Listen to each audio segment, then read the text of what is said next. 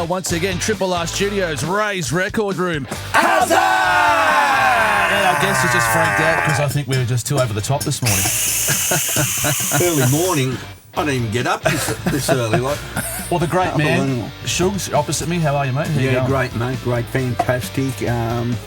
Great to see you all. Haven't seen you very often this week. Do you know what I mean? Like third time this week. Why don't we just live together? Because this is getting ridiculous. But very happy to be here. Very happy to work on a Good Friday. Yeah.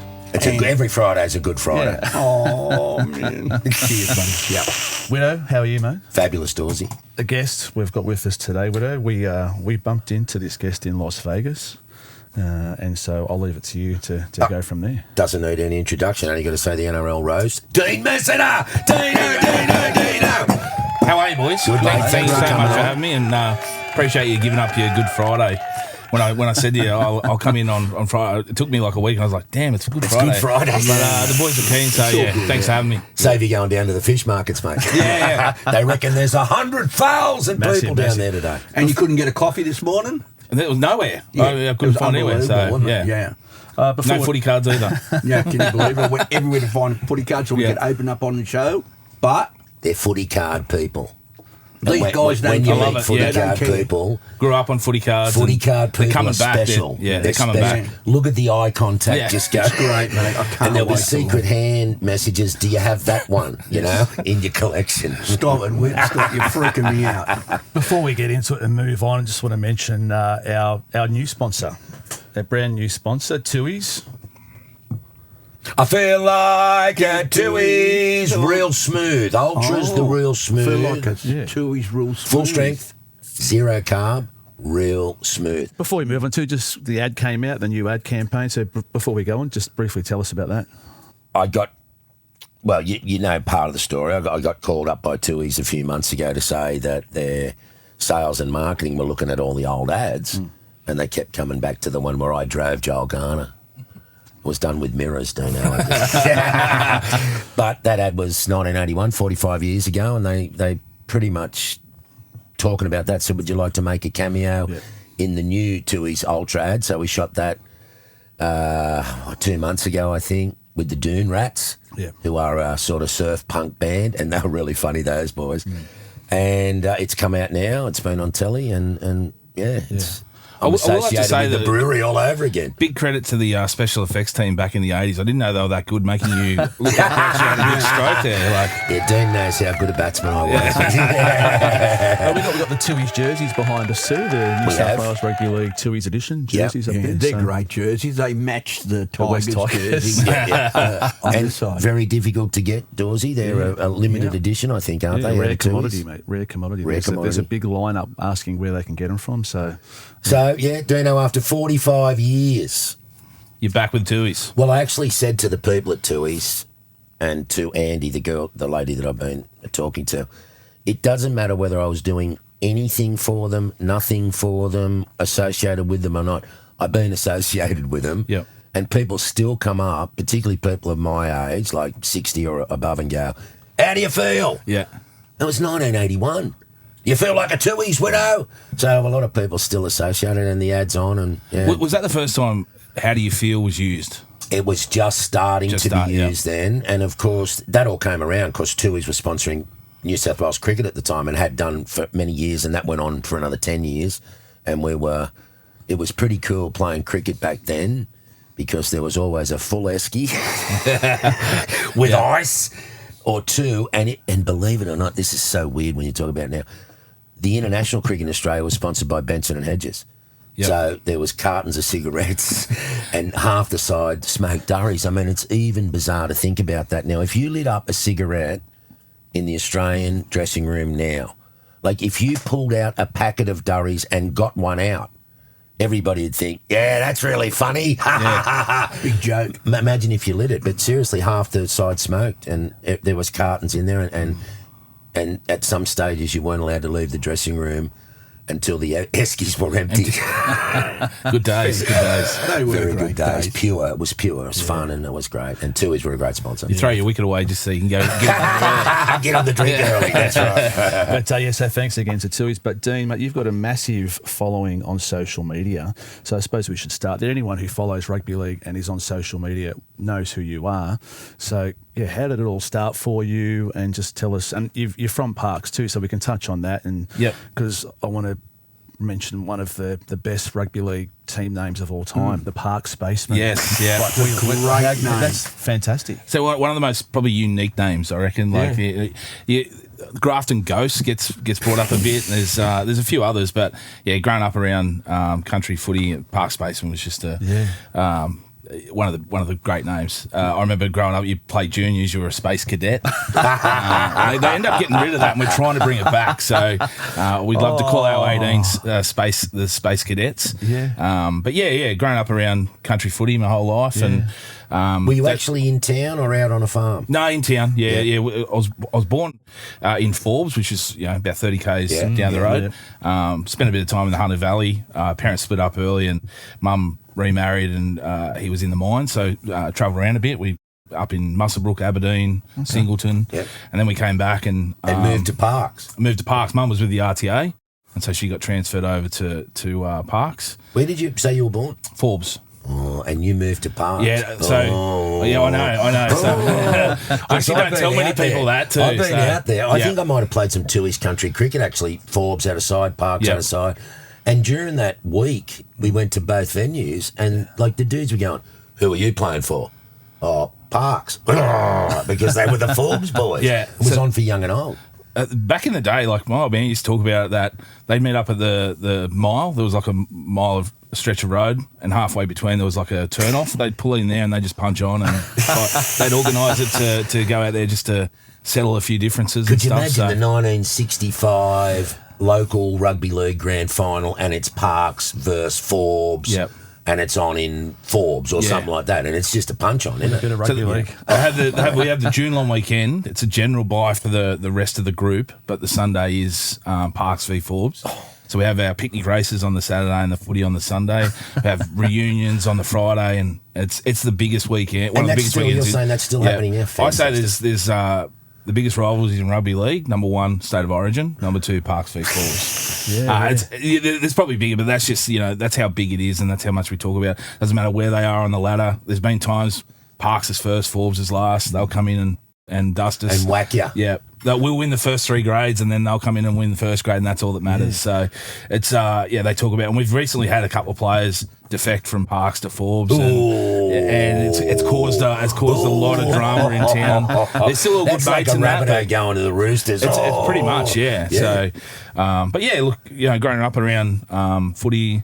Played a lot of juniors and stuff, and played for Parks, and then got into finance. Let me ask you about the country rugby league, but do you think it's still as strong as what it was? No, it's not. It's I won't say it's dying, because that gives it a bad term, but it's drifting off some of the. Why is that? Do you know, like when they changed this non-competitive thing in juniors where they wouldn't keep score and things like that, I was actually like, it's not a big deal. I didn't think it was at the time. I started to feel like the kids, they're not learning losses. You need to learn how to lose. Isn't it? You got to learn that life's not fair. Yep. Yeah, and you got to take. Sorry, I found out that not only that, they'd stopped keeping score. Everyone gets a trophy. Yep. You can't have someone being the best and fairest. You can't have, and it really just changed the dynamics of that competitive, didn't it? Yeah. And when do you think that the kids started drifting away because of? Yeah, because then they get into like say 12s or 14s, when they start keeping score and get competitive, it becomes mod league. They're like, they can't handle a loss. They can't handle a coach being not angry with them, but coaching them. I want you to tell them how it years is. ago. Yeah, mate. It's not just solely that, but I look at that and some of the changes that we've had to the game, it's deterring some kids away. So when they get into that teenage years where they should have a little bit of resilience. They've got none, and they'll give up a lot quicker. Are they turning to other sports instead? Yeah, what are they turning to? Like in our town, it's like hockey or even just touch football. Ice hockey? Yeah, no, not ice hockey. We don't get much ice out there. They've still got the AFL going. Rugby union. Rugby union as well, but the same thing. Rugby union's feeling the pinch as well. Yeah. I think they're just there's social media. There's other stuff that they're. I know with the not, cricket, not sport. It's the participation rates. Cricket numbers are down there. Are the NRL teams? I know they're having games like out at Mudgee and Bathurst and place like that, but are they doing enough in those areas? I think they could be doing more. We've seen years where they'd bring a lot of country games out, and I know it's hard. Teams giving up home games to go out to the country, but every time they go to the bush, it's fucking chock-a-block. Yeah, yep. You can't get a fucking dog in the ground. It is chock-a-block, and that's how hungry country people are, and that's how much they love their rugby. It makes the whole weekend, doesn't it? Absolutely. Celebrations around that weekend. It's massive. Before and after. But not only the whole week, the players are coming into other areas. Yeah, they're going to schools. And go to coaching clinics and all that. So, talking about your junior days as well. Now, when we back I was the best under 12s player you've ever seen. I was a halfback in a prop's body, unfortunately. That's like Spud MG. Yeah. Spud and MG were 5'8", eyeing off against each other. Imagine that. Spud's a good friend of the podcast, so we've had him on a few times, and he talks about he loves chipping over the top and chasing as a fighter. But back to your junior days, but a different sport. Now, when we talked to you in Las Vegas, you showed us a photo of you as a young fella with Mike Whitney at some cricket clinic out that way. Tell us about that. So that would have been up in Muswellbrook or Aberdeen. That's where I was playing cricket. So can't remember exactly where. But was that a Tooheys country cricket thing as well, or? I can't remember. I know it was just like a carnival where we'd teams would come from everywhere, and we'd play a carnival sort of style cricket over a couple of days. You would have just come in and just did the presented some trophies, and had a chat. It might have even been called the Mike Whitney thing, or a naming thing. But I'm sure there was other country players, other cricket players as well coming in. But I was. Did it help you or hinder you? Witz's advice. Well, I said he came in and had a bit of a chat, and the next day I went out and I got a fifer. How's that one? How's that? So very inspirational. I'll credit. But then I did teeter off and give up on cricket after not long after that. Tell the wedding story. Yeah, this got reminded to me after the photo we posted. My best mate, he messaged me, he goes, "Did you ask him about him turning up at your wedding?" I was like, I forgot, because I wasn't there when you turned up.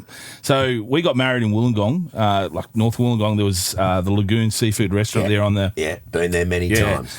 And we got married right on the water, and then had the reception right behind. So we got married, and we go, okay, let's go get some photos and stuff. All the family and friends. It was only a small thing. It was only about 30 people. Family and friends went into the lagoon and just started getting on the beers, and we went off and did some photos. You've rocked up, and I think you might have been doing a review, or even just doing some research, or just there for the Sydney Weekender. Yeah. And one of my mates has spotted you. Hey, Mike, come in here, have a beer. And you were probably there for about an hour, just having a few beers with everyone, talking to the whole family. And then you're like, okay, got to go, see you later. And you've walked out, and about 5 minutes later, I've rocked up, and everyone's like, Mike Whitney just turned up. Just missed him. But so you're at my wedding as well. So there you go. Back to the junior. Can I actually get some money for the beers as well? What about the honeymoon? Was he there for the honeymoon? No, he wasn't. Peering through the window. Might perform better than I did, but Great. Just the dinner for you tonight. The junior footy again. You're a Dragons supporter, and I believe it's through your dad was a Dragons supporter, so that's how the reason you support the Dragons, and that's why you were there. I think you said in Las Vegas you were doing some stuff with the Dragons. Yeah, I was working with them, so that was another dream come true. Like growing up as a Dragons fan, I remember Dad was a Dragons and Pop was a Bulldog. So I don't know how. So out in the country, it's what you like. If you live here in Sydney or Brisbane or whatever, it's what your team you're grown up around, right? Out there, we're not grown up around any team. It's what we see on TV. So Pop would have, I remember him talking about going down to the bolo and listening to the game on the radio, the 3 o'clock game. There was one game on the radio, whatever. Later in life, there would be one TV game on a Sunday that they'd go down the pub and watch. And it's whatever you're brought up around. So for some reason, Dad got onto the Dragons. He was born in '55, so he went through the 10 or 11 in a row when he was a kid. So that's absolutely that's the influence. very There would have been a lot of Dragons fans mate. from I that. remember them. Yeah. So what's going on now? We'll get into that. But yeah, so I followed Dad. Just sitting on. I remember sitting on the lounge room floor. watching the grand finals of the '90s with the Dragons. Hang on, did you pop your grandfather disown you? Get over there. No, he wasn't. No, Doggy supporter. Any Dragon supporters don't cross the line in the lounge room. Pop gave up on footy with the Super League. He stopped watching it.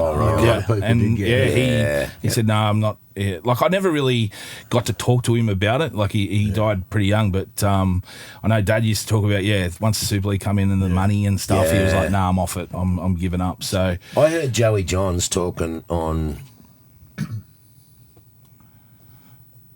Freddie in the Eighth. Yep. And he said he was on 35,000 with Newcastle. They were talking about Super League. And the ARL or the NRL, whatever it was then, signed him to keep him. He went from 35,000 to $500,000. Yes. Which was a lot. He said he bought his first place in Newcastle for 120 grand. Yeah. And I'm thinking, drank the rest. And gambled drank the and rest. partied the rest. But how incredible would have that have been? Being on 35 grand and they go, "No, we need you to stay in our comp." And So it's I can understand your grandfather. such a big thing as well. Like the older people like hated it. Yeah. I remember as a young fellow going, "Oh, we got 2 comps. Yeah. We got new teams." I remember, like I spoke about recently bandwagoning and jumping off teams, but I was actually a Western Red supporter as well. Yeah. Like like I really loved their logo on this new team. Great. Mark Guy was going over there, and I was like, "This is great!" Like expansion teams and stuff like that. So the influence of those sort of things. I remember talk about you coming out, and I was playing cricket. Scott Goulet, he came out and ran a coaching clinic for rugby league when I was in Forbes. That would have been the '90s when he was playing with the Dragons teams. Second rangey, second row. I'm a little kid here and just looking up at this giant, just going, I've seen him on TV and he is massive. And when you see him on TV, he's just as big as the other guys. So everyone else is massive, right? Yeah. Didn't his old man play for the Dragons? No, Scott did. Scott played for his old man. Yeah, I'm not sure. He came from rugby union.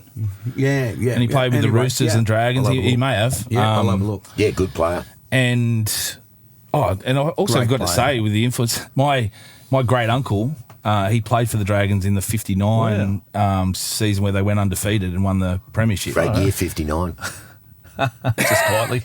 You're a 57, aren't you? I'm a 57. 57. I'm still Great year, thinking about 59. your birthday at Vegas. So that would have had an influence. That would have had an influence on Dad being a Dragons supporter as well. Yeah. So just on that Bulldogs Dragons rivalry, it's a huge one because I'm a Bulldogs fan. Grew up in Bankstown. Been going on for a long time, Dawsey. But yesterday we were at Garlow's Pies Factory at Kingsgrove, and that's right on the border. The other side of Kingsgrove is St George area, and if you come back the other way, it's the Bulldogs. So we were right. So south, if you go south or north? If you go north from Garlow's factory. So if you go, is it Moorfields Road or Moorbank Road? The other side of Moorfields Road.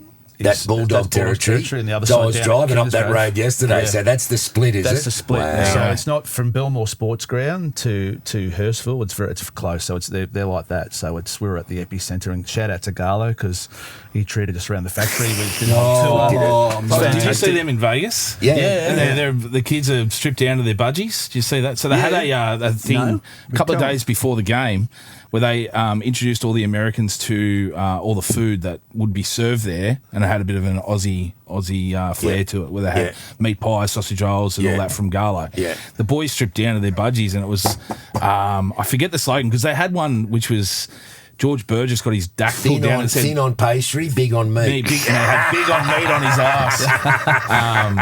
Great marketing. Well, there's a great story there because we had Garlow on the podcast 6 months ago, maybe longer. Yeah.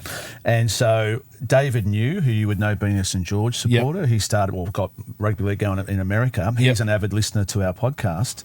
And apparently Garlow for the last couple of years has been trying to get into America with the Pies and has come up against a lot of roadblocks. Anyway, David New heard our podcast with Garlow and got in contact with Garlo and said, I can help you out. So when I can help you get your pies into America. And so that was before Vegas. Yeah. So what happened? We've turned up to the Dave and you had a night at the El Cortez Casino where some former players, with Bobo, and American players turn up, and there's Garlo, and he sees us. He goes, I want to talk to you, blokes. He says, thanks to being on your podcast, my pies are now in America. Oh, how good! So we're giving ourselves a pat on the back. He was fantastic. Yeah. But can I just go back? Robin Goulet played for St George. There you go. Oh, there you go. Yeah, Well, man. there you So go. went Good back call, in the Shugs. would have been back in the What years? 60s, 70s. Good call, Yeah, I Shugs. think I've got his footy Even- card. maybe even later. 65, 66. There you go. Yeah. Okay. Played Yep. premierships. There you go. Well, that was a top side then as well. Yeah. That was at the peak Because of he their came powers, from mate. Union. I'm sure That's he played for the right, he did. Wallabies. He- Yeah. Scott really. Yeah.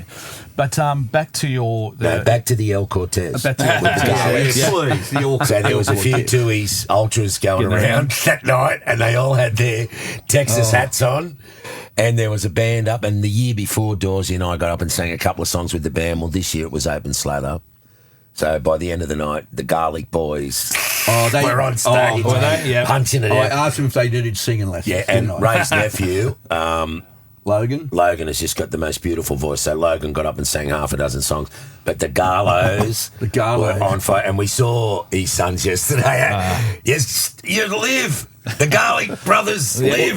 These are on fire in the El Cortez. The other thing from that night was that Tim Brasher and Garlo got on stage and sang K-San K-San. together. Oh, And nice, yeah. they butchered it. Sorry, guys. But they butchered it. But had two legends up there. It was He's having a unreal. good time. But just to finish on Garlo, we went and had a look at his place yesterday. I'm going to call it Garlo's World. Oh. It is just unbelievable Yep. what they've done in 20 plus years and the numbers and the machines and the everything that he's got going. And Sean took us around. And I'm going to say this, you just can't go around. He doesn't do tours.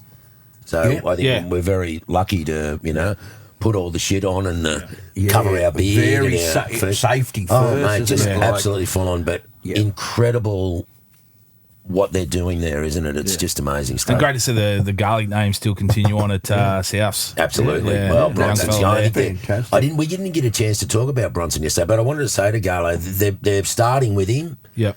He's hitting hard and taking a lot of big hits up the guts early, and then when he's tiring a few of them dudes out, Benny goes, let's get Mama's Ellis on Yeah, there. Yeah. Really smart strategy. Because Bronson's a big boy, mate, and he hits hard and he runs hard. So it's working. Just get him to really do the well hard for him. work and then- Absolutely. yeah. And then Mama's Flash- Ellis comes on with Flashy his comes fucking on. dancing feet, and let's go. So it's great. Yeah. So back to you as the NRL roast. So you're in the bank. You were being made redundant, I believe. And Yeah, Were you so, born like, in I the bank, Dino? Was it? What were you doing on the teller? I was bank manager for working away the bank boss, manager. Yeah, I was bank the boss manager. So So hang on, you had a finance background. yeah, so straight out of school, mum started a business. I did a bit of hospitality, did a bit of retail and all that, and then I was working in pubs and just working nights. I wanted to get married and have kids and stuff, and I was like, I don't want to be working nights, and now I work every bloody weekend working nights. But I needed to get into something, a bit of a career, and I wanted to get into finance. So I started at the bottom, started a traineeship back in 2008. I started in March of 2008, and we had the financial crisis in September of 2008. So I do blame myself for starting in finance and causing the crisis. But I spent about 10 years in finance, just working my way up. Was bank manager of Westpac for 5 years. Wow. And How big a responsibility is that, being the manager of a bank? well, Massive, I remember isn't it? back in the day, it was like a huge thing. That was, you're the bank manager. People come to you, they trust you. You can get things over the line for them because you know things, especially in country towns where this guy's struggling, but Where there's were going to be you money. There's a managing lot the of bank? money Where was this? in Parks. Right, in Parks, okay, yeah. And you had a people respected a bank manager. I think now it's just another title because you got so much from up above. It's gone the other way now. Yeah, you're just a number now. The bank manager knew everybody in Matraville. Yep. It was the rural bank that my parents had their mortgage with. I would go in there and I'd be paying the check. And my mum would say, go and pay the mortgage down. There was like fucking $22 or something like that. But if the manager was there, he'd say, Michael, how are you? Say hello to your mum and dad for me. None of that now. Yeah. And you can go and see So that dude, sit good. down, have a cup of tea with him and say, look, we need to lend so-and-so, try and help you out, Mike, whatever. But that's gone They'd know. They'd write the loans. Yeah. They'd all approve the loans. Yeah. That would, you go, okay, you know what? You're probably going to be slow on the payments for the first 6 months, but I know that you've got a big harvest and coming I trust or whatever. You. I understand your situation. Correct. That doesn't now happen it's now. It's just numbers gets all sent through approvals, and they go, no, he doesn't meet the criteria, and you're like, yeah. Well, I was about to mention that in a rural area with the farmers, which you've just said, like that's a huge responsibility, and getting stuff like that across the line to help people and food production, all that. So that's right. Yeah. You. If he got his crop off in 3 months, you're good, bro. Yeah, exactly. And the crop's looking good. But that's what it used to be like. Right. So when I was there, they'd have, even business managers looking after the farmers. Yeah. And they'd only come to town like once a week or something. So you'd have a farmer come in and want to have a chat about his loan. It's like, I can't help you because, we've got a business manager that's in Orange. He'll be here in 2 days, but that doesn't help him right now, does it? So, but all of those branches are now closed, aren't they? So that's how it sort of happened. So 2019, they were merging the 2 branches, Parks and Falls, because they're so close. And what they do is then have the staff of both that could travel between, and just one bank manager looking after both branches. So there was 2 of us. I knew the other guy really well. We were good mates. But at the time, I'd started the roast in 2017. So I'll go back to that. But in 2019, I'd sort of developed the roast into a little bit of a content. It was going well, and I thought, you know what, I could probably do this for a bit of a living if I spent a bit of time on it. So getting made redundant was actually an appeal for me to push me. It was like a kick in the butt that I needed to go and do it. So I didn't want the job. I just said to him, I said, mate, you can give the other bloke the job. And they go, no, we've got to go through the interview process and do all that sort of stuff. And I'm like, I don't want to do that anyway. So I went in and just went, I'll do this and I'll do that and whatever. Just sort of threw it. And then, come back that, obviously they went with the other guy, and he's doing so well. It's great to see him doing well and looking after all the communities of both Parks and Forbes. Yeah. And, and then I started going into content. So, but in that meantime, by the last couple of years, I believe you were still working at the back, and that at nights or off hours, you were sort of doing all the memes and all that kind of stuff. And I was doing it in work hours as well. Sorry, I've got a meeting for an hour. It's going to blow. I've got a meeting. I've got it for an hour and a half, so don't disturb me. And I'd close the door, and I'd start making, or looking at some of the games and going, okay, what's going to be a storyline out of this game, and start into it. So for 2 years I was doing that. So I started in 2017. The roast. I was doing a lot of like memes and stuff on social. I was just really starting to work it all out, like we all are. When something new comes along, you're trying to work out how you can, manipulate it for good, and people manipulate it for bad as well. But so I was throwing out memes. I remember one of the first ones I ever did in 2016. I just posted into a Facebook group. Everyone sort of got around it, and it ended up getting shown on the Footy Show with Bo Ryan, showed in one of his segments. I think I've seen that. I remember that. Yeah, and I was just like, maybe I got a bit of a knack for it, so I started my own page. Blew up. Like it was mostly Facebook back in those days, but it got like within the first couple of years about 100,000 followers in a couple of years. Were you surprised at that? Oh yeah, that was like. I'm just throwing out some different stuff. Like there was a few pages that were doing things at the time, and I was like, I was influenced by American sport, like when what they were doing on social. So I was like, no one's really doing that here in Australia. So I started doing some head swaps and funny videos and memes and all that sort of stuff, and it just blew up, took off. Because at that time too, I think Dan and Kent probably had his podcast going for a couple of years by then, possibly. But so you I think it was around 2016 or 2015. That was around the same stage. You were right at the ground level there, and so I'm pretty sure like we were very close together in terms of like our social sort of starts. His was mostly just pushing his podcast and things, and mine was all sort of just social media sort of areas. And then we sort of started doing similar things. A lot of people saw it both, and almost like a competitive thing, but not. I didn't, hate him or anything. I didn't see it that way, but people are like, you sort of, and you try and each other, but it also drives you to do something better and different as well. So because you had a podcast at one stage too, which you don't do anymore. Tried a few different things with podcasts. It's hard when you're doing a podcast via Zoom because I'm out in parks and you're trying to talk to people, Sydney, Brisbane, whatever. You don't get that personal connection here. You know, when you're sitting here and you're talking, you know someone wants to say something, so you might finish your point. It's the best. Yeah, no, we Zoom, just interrupt, don't we? But it's the best, isn't it? Like, on Zoom, you can't. You can't really feel that, because there's almost a little bit of a delay or whatever. So just made it tough, and I felt like I was forcing it. So I just wanted to focus on just doing socials. And with the social media, I run the social pages for us, and you do see the best and worst of people online, and you've got such a huge following. How do you deal with you might put up something that you've crossed a line? Well, not really, but some people do, and then they go off the bat. So how do you deal with that? Oh, look, sometimes you got to admit if you get it really wrong. Like, no, only jokes. Because I'm just doing it by myself, so I don't really have anything to bounce anything off with anyone. So I'm going to get it wrong. If I know like I've done it really, really bad, and the whole community's like, nah, this is wrong, you just apologise. Like I've got no harm in saying I got it wrong. There's been times where I've stuck by it. I feel like that was the joke. It was intended as that way. If a lot of people found it funny and a lot of people didn't. Well, funny, my style of humour is not going to resonate with everyone. So there'll be times where I go, I got it wrong, and I feel like you don't. You're not taking a step back by apologising. Just admit you're wrong and just move forward. I love it. I do it all the time. Don't I? All the time. And now that your profile has grown as it has, and this is something Wits has experienced for being on TV for many years and being a cricket player, is do you now get recognised in the street and people coming up to you? And is that a positive or a negative or both? And no, absolutely. Like, it's all positive. I don't think anyone's really ever going to come up to me no one has, and I hate your shit, or they're just going to go, there's that dickhead roast, and move on. Hopefully, I do get a little bit worried. Like, sometimes you do put it out there, and I enjoy just going to like Magic Round is one of the biggest ones where I'll go spend all my day at the Caxton, go to the footy, go back to the Caxton.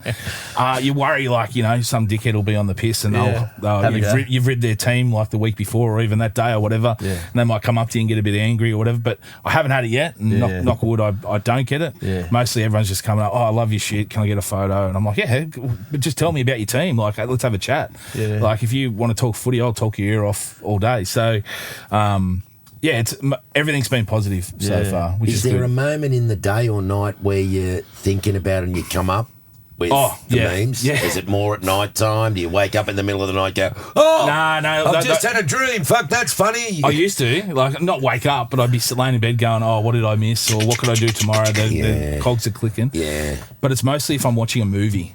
I'll sit there and watch a movie. I love comedy movies. I grew up on like the satire movies back in the 80s and 90s and stuff. So I didn't grow up in, like, I was born in the 80s, but go back and watch the movies of the 80s because Dad just used to love all that sort of shit.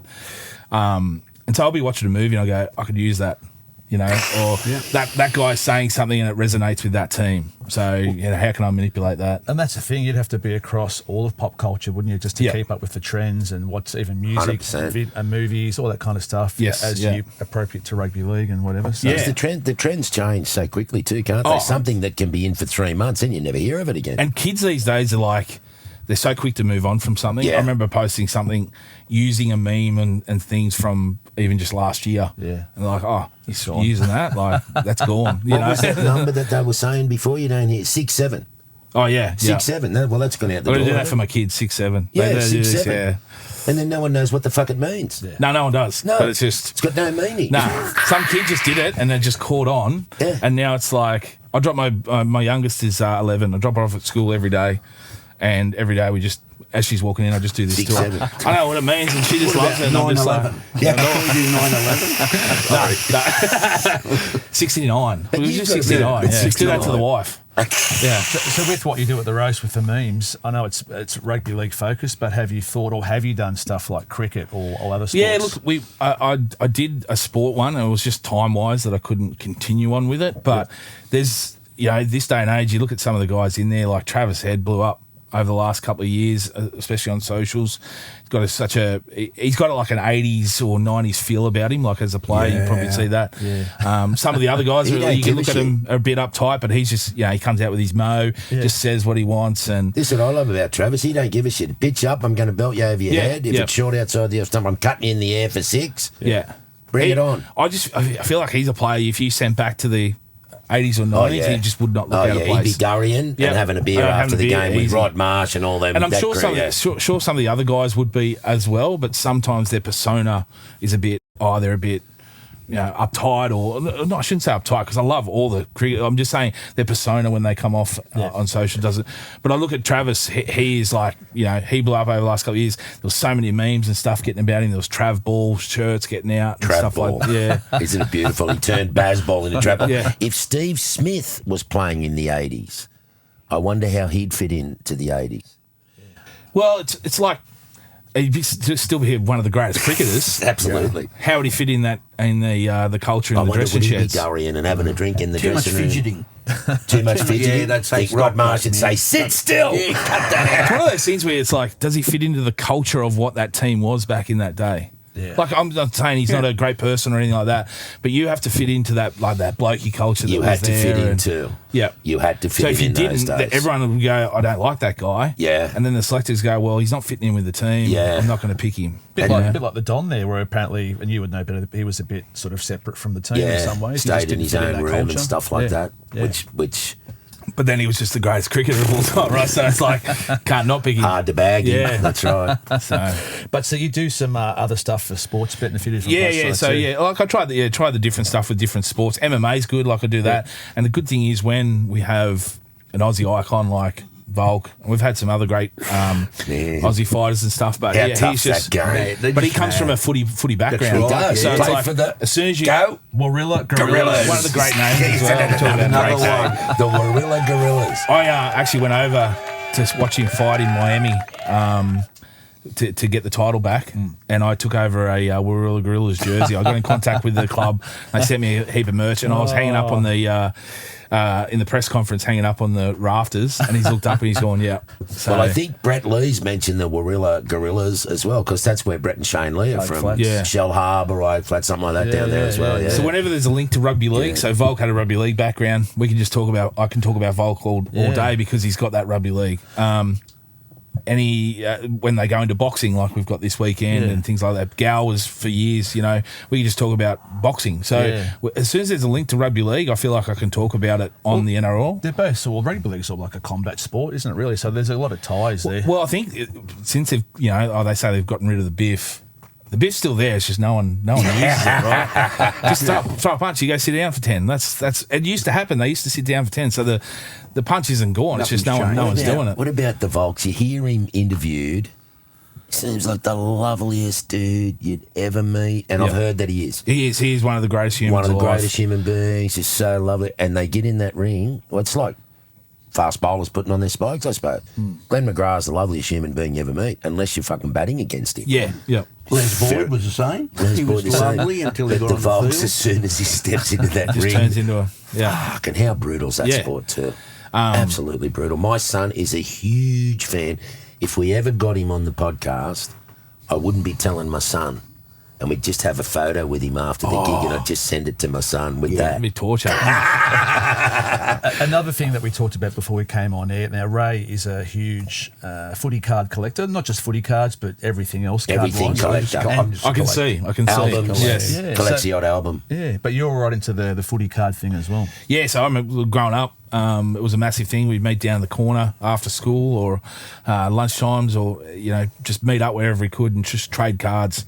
I remember getting fleeced a few times. We talked about getting signed cards. I remember one of the guys got a gold pen and they faked a signature of might have been like Eric Groth or someone. The Guru. And they faked a signature and made it look like it was a gold special card. And so then they got like 3 or 4 cards off me, so I wanted this card. And then I found out the next day they'd signed it. I was devastated, crying. They wouldn't dare do it now. No, they wouldn't. But Ray, do you even know? Ray even knows the company name that had the license then, and then they lost Dynamic it, Marketing. and so and so bought the license. Select, yeah. They lost it to TLA, and now I didn't know that sort of history, but So he knows that in that select there was this and this category. Then they lost it to TLA. Yeah. So then they made this set of cards. Yeah. Tripping. But they kept Tripping, AFL bro. and cricket, I think, select. Yeah. But have you seen the cards now, the heroes? Yeah. Like I got some sets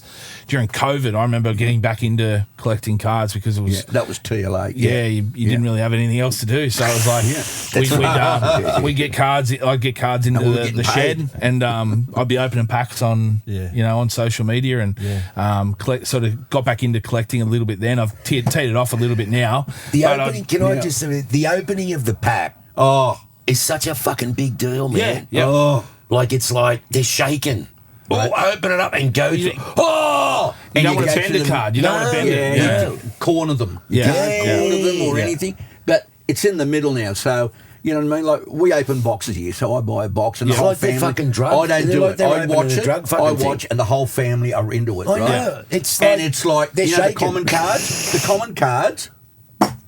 No one cares. No. It's the inserts. Yeah, look at the way you're talking about it, Ray. It's just sorry, I'm just freaking out of it. No, I love it. You're so passionate about it. So when you go through them, Ray, that's a common one, fucking dud. Well, they're worth like 10 cents. You can collect. Like, I like collecting all the commons, so you have the whole set. I love it. And then you start getting the inserts. Yeah, it's harder, but I love obviously getting the hits, the big cards. I know one. I've got like a piece of the ball from the 2018 grand final signed by Billy Slater. Yeah, wow. Right? Great card. Don't know what it's worth, but it's just a cool card for me. A little bit of the jersey. Yeah. Well, I'm not sure if you knew, you probably did, but the Ozfest, the trade thing there at the Resorts World that the NRL put on. Yep.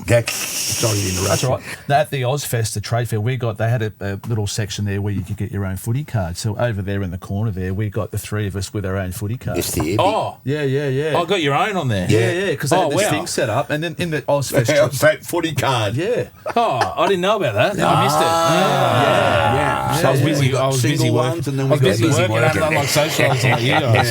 And like the team one's really hard to get. You know, of us three together. You know? I remember. So I was big on back in. It would have been 2015, 2016 for my. So I do a lot of the socials and work with my local footy club, the Great Park Spacemen.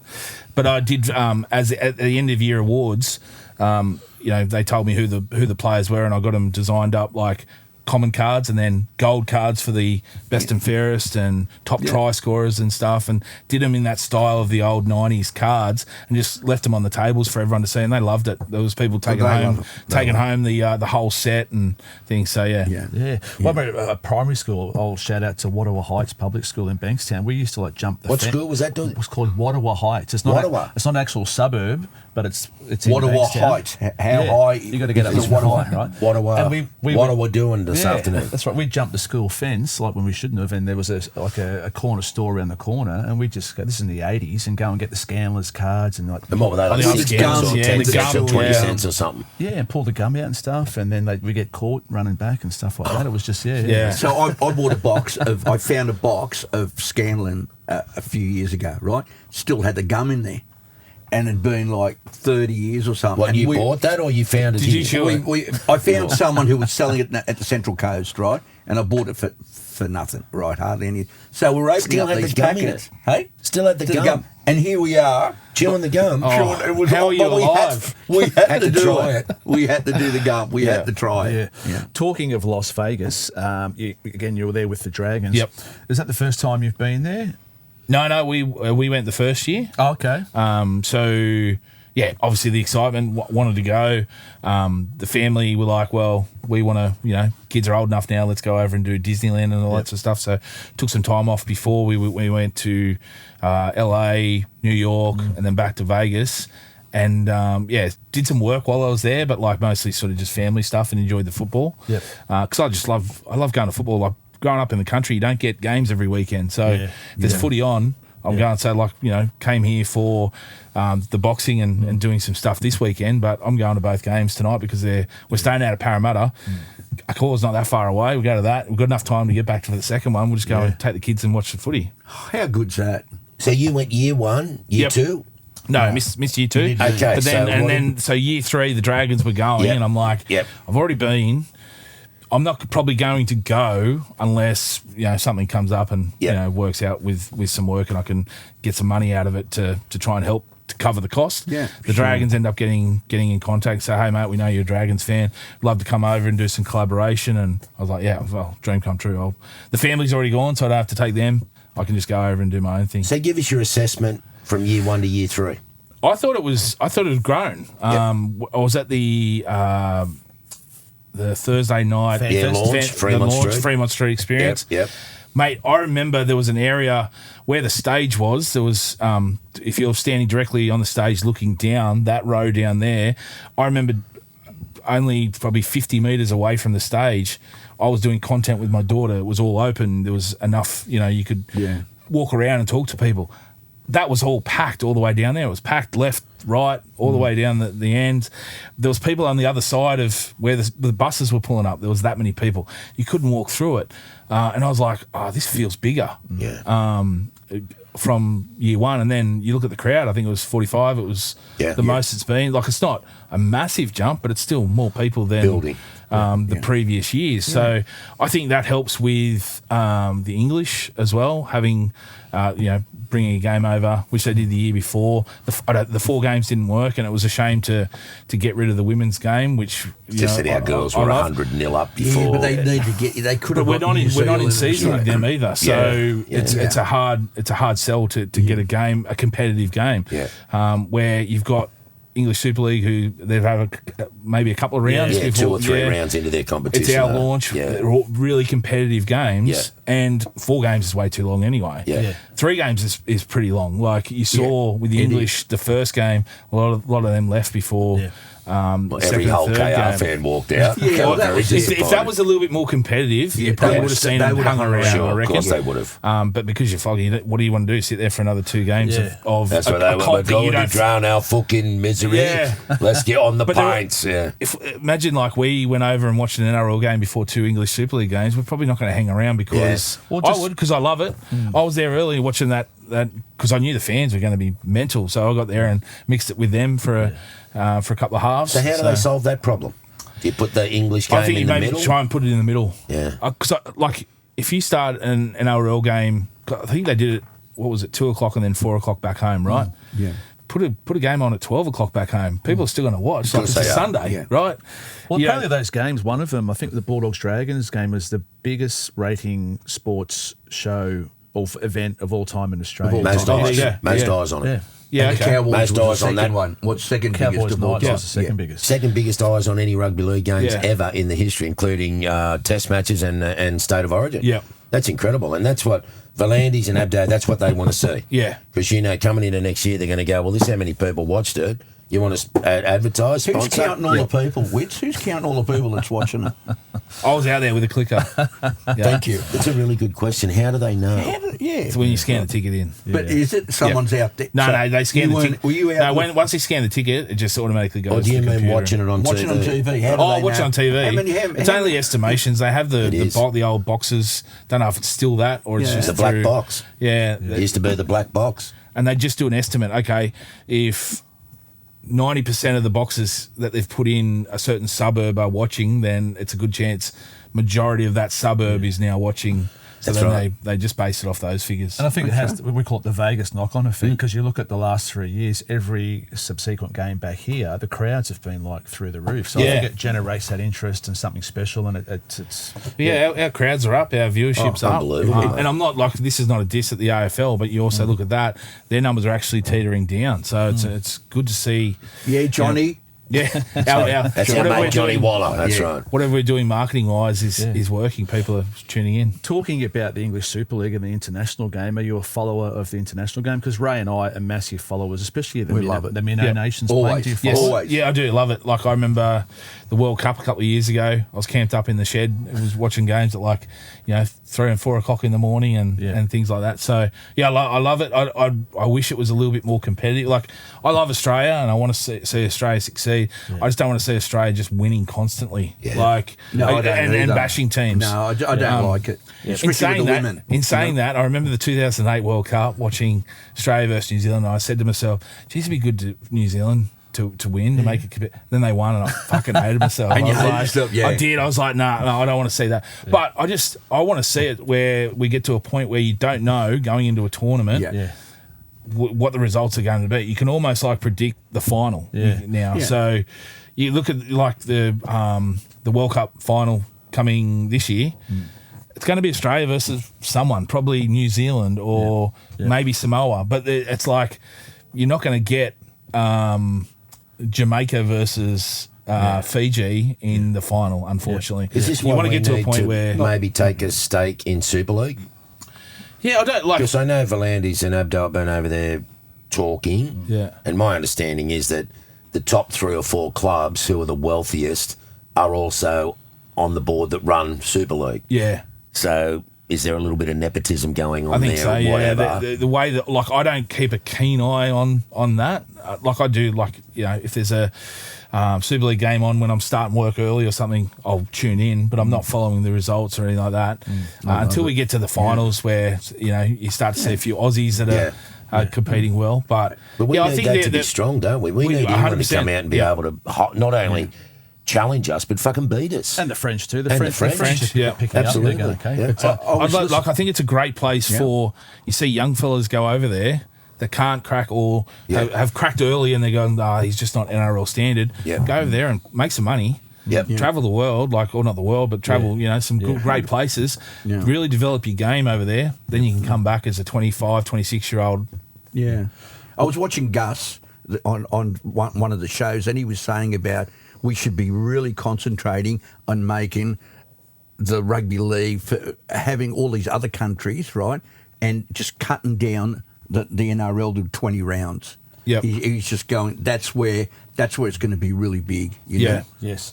Well, on the international thing too, we've got a couple of international teams we follow. One's the Vancouver Dragons now. Shout out to them. They actually sent me some gear. Well, Josh we haven't got ours yet. Oh, haven't you? Yep. Just on this, Josh Knight, who's the president, he's a family friend of yours, and right? a great singer. And he's been on the podcast. Great singer, man. Was the previous president of the Canadian Rugby League, which you may or may not know. Yeah. So we've taken on them as our team, but just a news flash, they're actually changing their name to the Vancouver Vikings because they got some alignment with the Canberra Raiders. I'm off them now. So they're called the Vancouver Vikings, right? So just shout out to Josh and the guys there. But the other, we used to follow a team in the Czech Republic called the Mad Squirrels. But they've now, you are gone. They've gone to rugby union. So we brushed him after we plugged him for 2 years. He was really like supporting that. Mate, we plugged him for 2 years. Great name though, the Mad Squirrels. They went over to the dark side. So I was about to line up someone from the Squirrels to come on, but now they're brushed. But so we've picked up another, the English team. They're in London. They're called the Hammersmith Hills Hoists. Oh yes, yeah. Hills Hoists.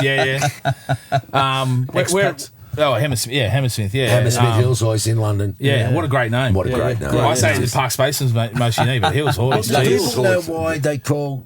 Everybody should know why it's called the Parks Spacemen because it's the of the dish the out biggest there. array of radio telescopes in Australia. Well, I actually found out. So we were doing some research.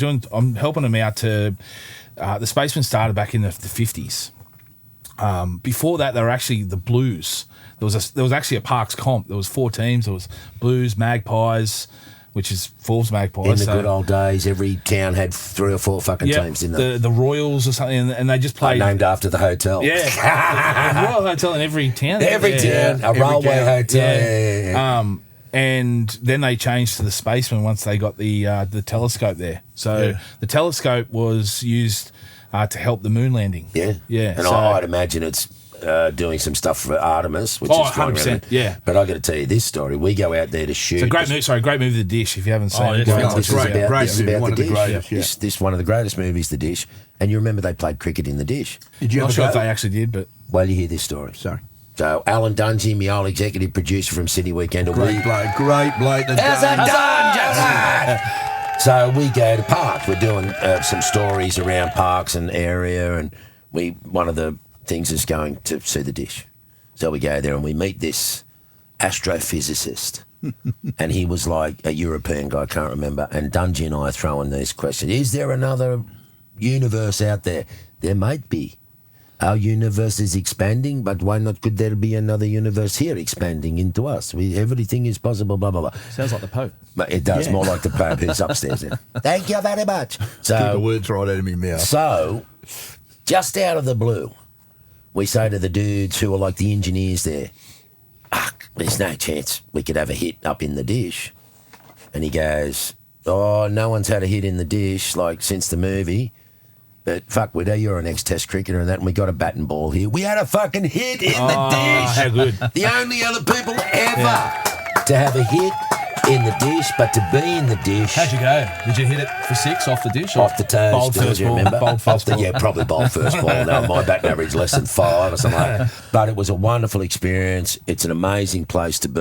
It's one of the biggest array of radio telescopes in Australia. I think it is the biggest array. It's fabulous. It's just hit me again.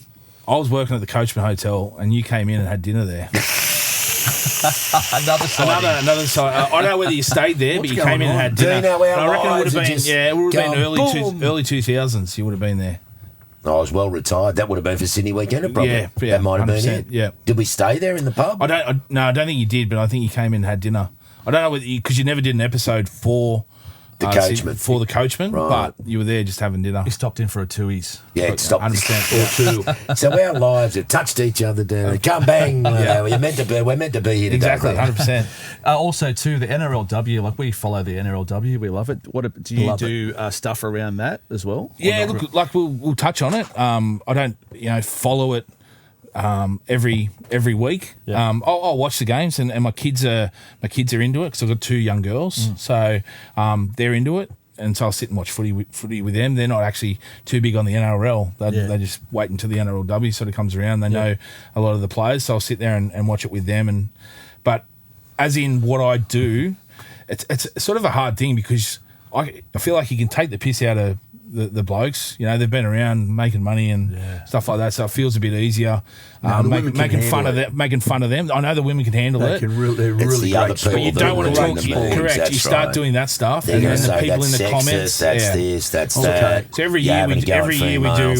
we do a hottest 100 where we get people to rank the hottest guys in the NRL. Do they Right? do the girls? No, don't do the girls Because it's because regarded as sexist. Yeah. and I'm sure the girls would get around it. They because they most of them I would say I say most of the guys love the Mate, if hottest the 100, but girls there'd be did a guys against it swimwear as well. calendar, it would sell out. So with the men, if you did men, Absolutely, like, men remember in back their in budgie the, smugglers. Remember that? the late Yeah. 90s and early, you had ET and all these guys in their trunks or whatever, or even posing nude and they had something just covering up the thing. They used to do that and they'd sell the calendars. Yeah. Well, we had Tasha Gale on the podcast a while ago now, but She hasn't done a calendar, has she? No, but she told us in her early days too. She'd be in a pub and some bloke would say, "Oh, you She'd be can't selling tackle." raffle tickets, raffle wouldn't she? tickets, and Yeah. a guy she offered to tackle a guy, like I'll smash you for if you buy a 20. ticket. For 20. Yeah. And she then did. guy would run out, mate, yeah. she'd fucking Up Yeah, into nice. Yeah. And then they'd line up, and she'd just go. She said, "I fucking buried this bloke in a pub in Wollongong this how night, good just is fucking that? upended him." And then everybody went, "Oh, will you tackle my mate for 20?" She said, "I knocked over about 6 blokes that night, made a fortune." Unbelievable. But that's the thing. You Good see, girl, you see Tash. comments like, Love I could run over these guys. I'd love to see it because most of the commenters wouldn't be able to get past some of the. Mate, it's like the cricket. The cricket girls have just gone like this. They're stronger. They're fitter. Yep. Technically, they're very, very good now. Competitive. They're earning $1. It's just going to keep going up and up and up and up and up. I love watching the girls play. I did some stuff with the New South Wales Blues and Tasha Gale was there and I happened to be talking to someone about it and I never went back to talk to her. I mentioned the ball. They use a standard in the NRLW, just a That's normal right, yeah, standard. it's gotta be, Make it smaller. Yeah. Because we're watching NRL games. What's exciting for us when the winger dives over one-handed and scores Absolutely. in the corner or they're, throwing better passes, make the ball smaller. Those girls can then do that. At the moment, they've got to secure the ball and they're trying to get in closer to just score a normal try. Give them a chance to do those dives and make it a little bit more exciting. And a lot more people will tune in. The good thing is the viewership is going up with that. Mate, I can just tell in how the majority of the girls, their bodies have reshaped in the last 3 or 4 years because they're training now to be rugby league athletes. Yeah. And they're strong and they're Great specimens, aren't they? And then one of the specimens. Broncos, and the name escapes me at the moment, but she bulked up in the off season and came back and showed how strong she was. Some of the comments there, like, "Oh, you look like a man," and this is ugly and all that. It's just Mate, girls look like men. Men look like girls. Like, what's the big deal? But they're athletes, and they look athletes. athletic. Like, I don't care. Back to the NRL, just on the expansion teams, the PNG Chiefs and the Perth Bears, or the Bears Perth. Or you know the story about the Bears Perth, of course, yeah. You know the story? I don't know what you're talking about. I've never heard that. From the very first time. Yeah. We started saying that, and we didn't actually know that there was a men's club. Yeah, until we got and the I think invite. didn't their membership increase? This was the story. Hello, this is the men's club, not the Perth Bears. Well, they had to come out and make a press statement because at that time, and the Bears were getting going, and the Bears Perth, the men's club, was getting all these phone calls, and they came out and said, "Look, just want to let the general public know everyone's welcome here. Everyone's welcome. We're not the rugby league club. We're the men's club. So after the game, come on down." And they just went from there. Do you reckon a few rugby league fans, Perth Bears fans, were a bit confused when they got their membership pack and it was let chat? My son got his, and he got a badge, the Bears one, and something from them too. But just on a that, git mask or something. Just on that, the PNG Chiefs. What are your thoughts on those two teams coming in? Oh, I love the Perth Bears. I thought I've been saying I know we got rid of the Western Reds, but that was more the Perth and the Perth Reds because of the Super League and all that sort of stuff. But I've always said I feel like a game over there. You've got an added time slot. We could have a late night Friday night game, late night Saturday night game, late night Sunday every week or whatever. And Big Mal's there. Yes, so he's going to draw some players. Why wouldn't you want to play under Mal? They're actually shaping up to be pretty good. They're going to be good recruits, absolutely. PNG, that's initially, the hard one. I felt like it was hard, but it's like you've got to give them a chance. You don't want to say it's going to be terrible before it even starts, but I think they're going to find it really hard to attract all types of players. And when you've got a rugby league club, you've got young kids, you've got single blokes in their early 20s, you've got blokes in their late 20s, you've got girlfriends, you've got families. Have you been to Moresby? No, and that's the thing. So I don't want to be too critical because I've never been there. Have you been there? Yeah, I've been there. Yeah, I don't want to be too critical because I've never been there. I don't know what it's like. But from past videos, and you see that they're crazy about rugby league. They love it. Mate, so what this compound's going to be like? That's an understatement. Yep. And I've been to Moresby and I've been to Lay. That, don't they? I've been to Lay as well. Yep. And you go to the markets or that on a Saturday or Sunday, mate, every dude has got a rugby league jumper on. Yep. Everyone. Even the women. Yeah. It's crazy. So the biggest appeal, every time they go, you start talking about PNG and what's the appeal for all these different... Because, with a footy club, you've got to have all these mix of people. You can't just have a young group. You can't just have an old group. You've got to have a good mix. So they all keep on talking. The appeal to everyone is money. It's tax-free and all that sort of stuff. And sorry, but money's not the be-all and end-all of playing in a football club. Yeah. No, sure, it's going to be appeal for a young kid that can't get a start with, a certain whatever club they're at. Here they're going to be, you'll probably play NRL. It's going to be appeal for that to go over.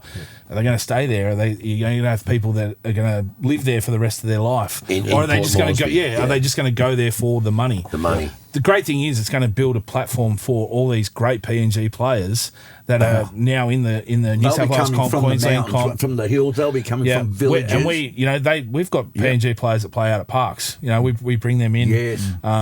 When they lose a contract or whatever with Queensland, or want to come back and need some money, working in the mines or something like that, and they'll come back and play, and they're the greatest fellas. Yeah. So I need to see a bit more. We're still in the early stages. They're still getting. They've just signed their coach Willie Peters, which is a great name. Do you reckon that'll help? Mick Carianis, he'll. Can you believe that of all people? Yeah, I think he's a great worker. He's going to be the CEO. Oh, Carianis, yes. Yeah. How good's that? Let's get back onto Willie. How do you think Willie's going to go? Ex-South player. Yep. Willie. Well, he's done wonders over in the Super League. Yeah. That doesn't always. Yeah, he's done wonderful things in the Super League. And even when he was assistant coaching here, played with the Dragons as well. So I think he'll do fine. He'll be good at attracting players as well. Yeah. On a different direction, I was sitting in Ray's record room here, and there's over 10,000 vinyl albums. Amazing. He's collected. What music wise? Are you into music, or you got favourite bands, or look, like that? I grew up with like Red Hot Chili Peppers, Foo Fighters, and things like that. My daughter's now my eldest daughter loves Red Hot Chili Peppers, so I'm starting to get back into them. She's showing me songs I'd never even heard of. Yeah. So I wouldn't say I'm a massive music nut. Elvis? Parks Festival? We've got the Parks Elvis. I'm probably a bit over him. So have you been out there for the Parks Shot Elvis the festival a couple of times for Weekender. Yep.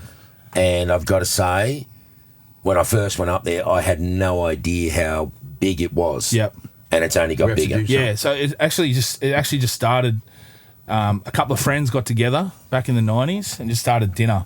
And they just sit down and have dinner and talk about Elvis and have some memorabilia showing and stuff like that. Started just as 10 friends having dinner back in the 90s to growing to, I think we have like 20, 30,000 people come through over the weekend. So, mate, when I shot it, it was, and a few people got dressed up a couple of days before to help us out, but they go like, there's 10,000 dudes who've got Elvis costumes on. Do you know the thing that really shocked me? When I found out that Greg Page from the Wiggles is one of the biggest Elvis collectors in the world, and he takes up a lot of his stuff there and puts it on display. Yep. Like he's got some of Elvis's. I think he donated a lot of it to the Hawaiian, that outfit he wore in the Hawaii. He's fucking bought that. Yeah. He's got all this, mate, unbelievable. Yeah. One of the Greg great Page things from the Wiggles. we used to do was... Good on your Page. He loves his cricket too. Shout out to Pagey. We have the rugby club, so I played a bit of rugby in my 20s as well with the Parks Boars. Why? Socially. Socials. Love like they were it's a great social game. Not much tackling in it. Nah, it's good. You only have to get back a couple of metres, not 10 every tackle. Yeah. It's easy. But every Elvis weekend, we'd get together, we'd play Elvis rugby on Friday night. So they play a game up at the Oval, the Blue Suede Shoes versus the Hound Dogs. Oh. Yeah, hang on, you're not in the Elvis gear. Yes, everyone's wearing suits. So they'll wear white suits, these cheap white suits with red tags, and then the other ones with blue tags. So if you actually hit the deck, you get the green on the white, the green grass thing on the white. I'll show you a video after this please. Of they're playing. There was an injury on the field, and the Ambos pulled up. Had to come out in the field and to take this person whose ankle was turned 45 degrees. They're playing rugby around him. They kept on playing the game. And the Ambos get out there dressed up as Elvis. They'll pull up the game for any little misdemeanor, but not for someone who's... So we play that game, and then we go out in the piss, and you weren't allowed out of you got changed into your proper suit that you wore. You weren't allowed out of that suit until Sunday. So they do a pub crawl. They go out on Friday night. So Friday night, they'd have a house where everyone would just come and crash and have a couple of hours sleep or party or whatever. Then the next day you do a pub crawl. Same gear. Pub crawl. The coach used to have a pool out the back. So the only time you were allowed out of your suit was to have a swim. That was your shower for the weekend. Then back in the suit. And then keep on going. And then Sunday when you go home to a missus, if she was still there. That's magic. And, that's magic. That's a round of applause for that. Only in Australia, only in Oz. It's like when they turn up in the utes and shit like that, they sleep in the back of the ute. Yeah. In a sleeping bag with nothing under the sleeping bag. Yeah. And the same gear, then they're on again the next day and they're doing Uis and all this, the utes. What about singing? Do you karaoke at any stage or anything like that? Or? No. Because I was just going to mention, because with the Oz Icons band that we do with Wits and Wayne Junior Pierce, who's a big part of the show. So, mate, if you want to come down to a gig at some stage, if you're in Sydney, and I enjoy listening to people sing. I just don't enjoy. I'm doing a charity thing in May, just trying to raise some money. And one of the things will be if I reach a certain target, I'll get up and sing a song because it's just one of the things. We'll donate immediately for that, mate. One of the things I just don't like doing. So, but what about the band The Departed?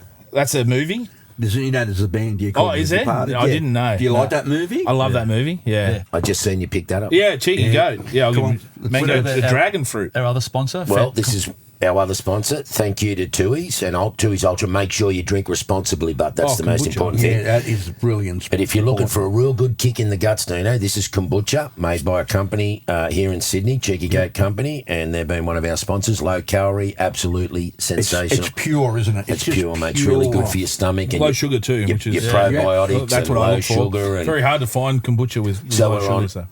Zero carbs, low sugar. Thinking about our health. Yeah. So there you go. So we'll give you some of both of those to take away with you as well. Yeah, because we like the sexy goat dragon too. fruit too. No, cheeky goat, Ray. Oh, sorry. Cheeky goat. We love the cheeky goat. Raise called it Sexy Goat. He said up in sorry, Afghanistan Hey, there must be some Goat goat War. herders that Yep. are drinking this stuff. Yeah. You know, it's Cheeky Goat. Yeah, Cheeky sorry. Goat. Yep. But again, Australian fully owned company and Yep. doing great things out there. So We love you, Patrick. Thank you, brother. Yeah. But as part of the Tui's thing too, we're going to be doing some stuff around the state of origin. We'll be out of the games, and I'm sure you'll probably be out there at some stage. Because Yes, the I Blues was, are sponsored by Tui's. Yeah. Well, my daughter's, we're announcing it over the weekend. My daughter's going to be the Blues ambassador for the NRL women's team. Wow. Oh, How good's that? I was Blatchy's Blues ambassador last year, and I'm doing it again this wow. year. So Blatchy's still around. yeah. Well, I don't think he's involved with it.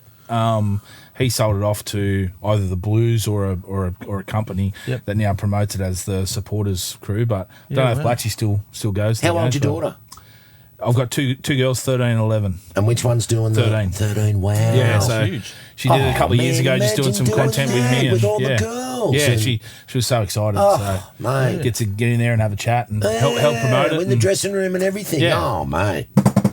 You just can't go into dressing rooms like that. This is the thing. Yeah. You just cannot go into that level of sport into those dressing rooms. You've got to be invited. yeah. Just lastly on Like going to rugby Garlo's yesterday. Got to be invited, right? Yeah. That's right. Just lastly, before we wrap up, Wheelchair Rugby League. Now, the other week we had the chairman of the NRL Wheelchair Rugby League on, because it was set up by, got a shout out to Troy Grant. Troy Grant's Yep. the chair of the International Rugby League Correct. Board. Been on a few times, great Yep. friend of the podcast. Yep. He lined it up with Darren Gosha. Now, Darren Yep. Gosha's father was John Gosha, John who used to Gosha, be a the referee. referee. Yep. Yep. So we're going to be doing a few things at the World Cup at Wollongong, where they're Yes. having all the games down there. The We're gonna be doing wheelchair, some yeah. podcasting from down there. So if you want to get involved in the wheelchair side of 100%. things, I remember, Mate, like, if you've never seen Wheelchair Rugby League, just watch these dudes smash into each other. Well, They I remember go over. it took They- over. It took off in the early 2000s. There was a Doco murder ball. Yeah, which that's was right. on That was rugby Union. Union, Yeah, yeah. and just how competitive and all that. Yeah. Yeah. And I know there was probably Wheelchair Rugby League before that, but it's like that brought it to everyone's attention. Mate, these dudes strap themselves in Oh, with yeah. a fucking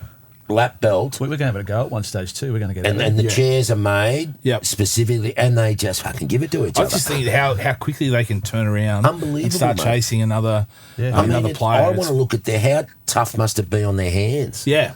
Like, Yep. you got to be calloused up big time, I'd say, like you playing guitar all the time, Or- does he?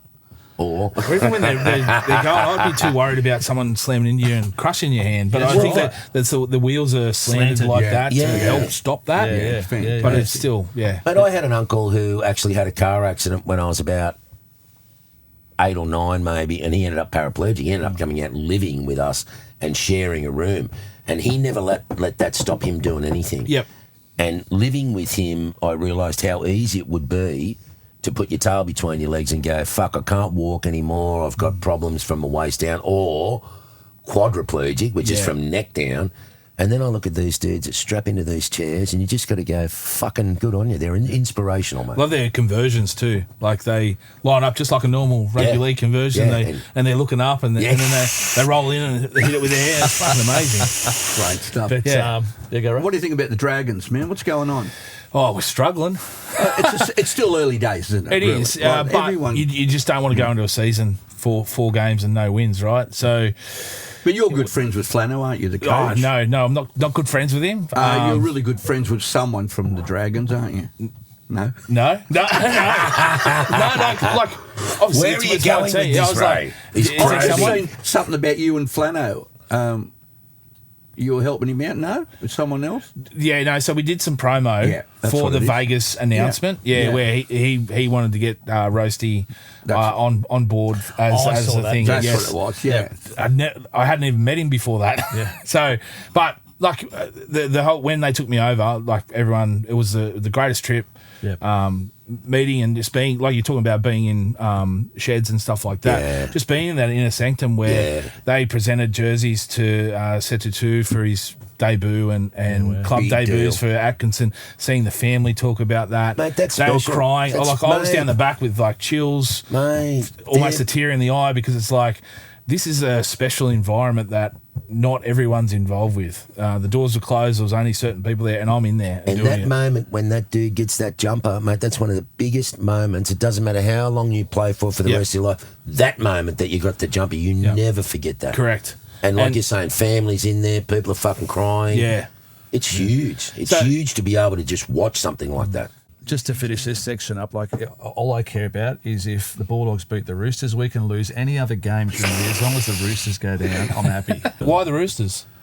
Everyone hates the Roosters. Yeah, don't okay. they? I think so. But I was just like, they're not a big Bulldogs rival, right? Like, Well, they were when a few years When ago they took now. all the players. So they Yes, took Jared McCracken, or Phil McCracken, as his name, Mark O'Mealy, and a bunch of players. And there was game. I was at one Nasty game man. at the SFS where there was a punch on the other side of the ground between Bulldogs fans and Roosters fans. There is that sort of like the latte sippers versus the working class kind of thing there. You know, It's a sombrero. That's why the paper bags. That's why the you know. Rabbitohs hate the Roosters, mate. Yeah, I just thought it would have been like you just got to beat South today. It's on for you, mate. Yeah. When that game's coming up, people will go, "Yeah, we're playing the Dolphins, and then we're playing the Roosters in 3 weeks' time." It just goes up and up. Yeah. I might do us, boys. What do you reckon? I think. You got anything to say to us, man? Anything you want to share with us? Yeah, you can fuck off, Ray. Because you haven't said fuck once. I might have said once or twice. Yeah, once or twice. Once or twice. I'm not going to just throw them out there willy-nilly. I'm sorry we didn't have any roast for you. No, that's all right. I'm coming back on a Sunday. You're a bit I'll come back too early. Yeah, I'll come back one I'll Sunday. get Sue to make a nice roast for Yep. you. I can't wait. And I'll get sandwiches for the boys. Yeah. We know our place, mate. We know that's right. No, I will say just appreciate you giving up your Good Friday and let me come on and have a chat. It's been great. Good on you, Dino. We love you, mate. Keep doing them memes. Thanks, They're mate. very, very funny, bro. Appreciate it. Nothing but a good laugh because there's that much shit going on in the world now. We need shit to laugh at. Yeah, Absolutely. 100%. Yeah. Thanks, boys. Good on you, brother. How's that? When you asked me in Vegas, I gave one. I was very disappointed with it. All right, give us one. Yeah, we'll just go After three. countdown. Yeah, right. 1, 2, 3. How's that? The Mal Meninga went up and everything. Beautiful. Thanks for all you doing, mate. Thanks, Well brother. done, mate. Yeah.